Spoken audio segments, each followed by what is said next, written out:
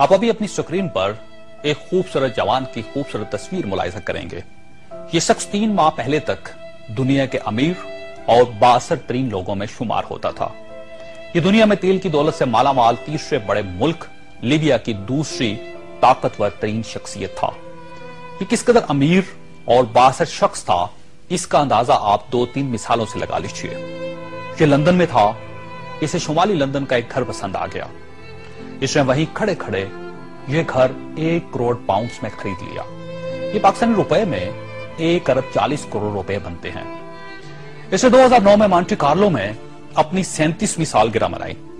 یہ دنیا کی مہنگی ترین سالگرہ تھی، جس میں روس کے ایلومینیم ٹائکون اور لیک ٹیری پاسکا، سونے کی کانوں کے مالک پیٹر منک اور مناکو کے شہزادے البرٹ سمیت دنیا بھر کی مشہور شخصیات نے شرکت کی۔ یہ پینٹنگ خریدنے کا شوقین تھا۔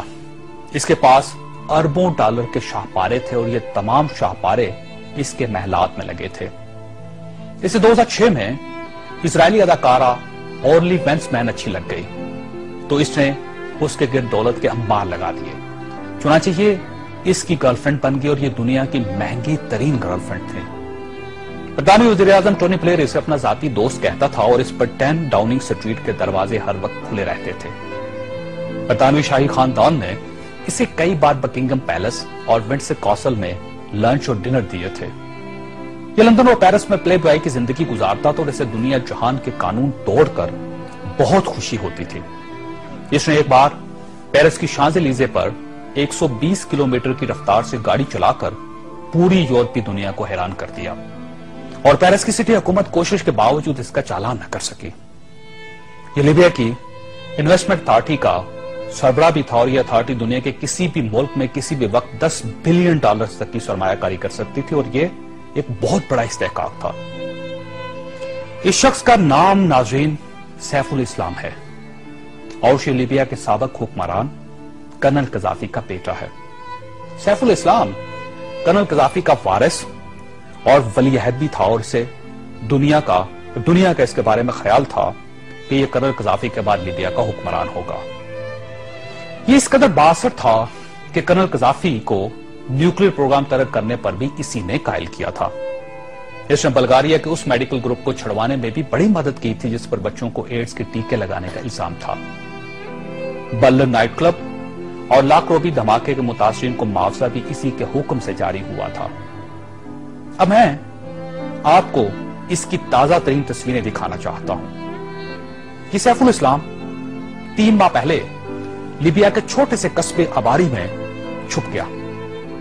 یہ 2 دن پہلے 19 نومبر کو قصبے کے ایک ایسے کمرے سے برآمد ہوا جس میں باتھ روم تک نہیں تھا اور یہ بدبودار پرانے کمبل میں لپٹا تھا۔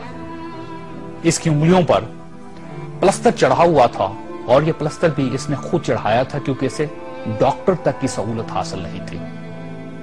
یہ سیف الاسلام اس وقت لیبیا کی موجودہ حکومت کے قبضے میں ہے اور پوری دنیا میں کوئی شخص اس شخص کو پناہ دینے کے لیے تیار نہیں جو 3 ماہ پہلے تک ملکہ برطانیہ کا شاہی مہمان بنتا تھا اور ٹونی بلیئر اسے مائی فرینڈ کہتا تھا اور پیرس کی کمپنیاں اس کے لیے خصوصی خوشبو ایجاد کرتی تھی۔ یہ ہے سوال اور یہ تصویر دنیا کے ان تمام حکمرانوں اور ان کے خاندانوں کے لیے عبرت کا سبق ہے جو اقتدار کو سب کچھ سمجھ لیتے ہیں اور جو اس زوم میں مبتلا ہو جاتے ہیں کہ ان کے اقتدار کا درخت ہمیشہ سبز رہے گا۔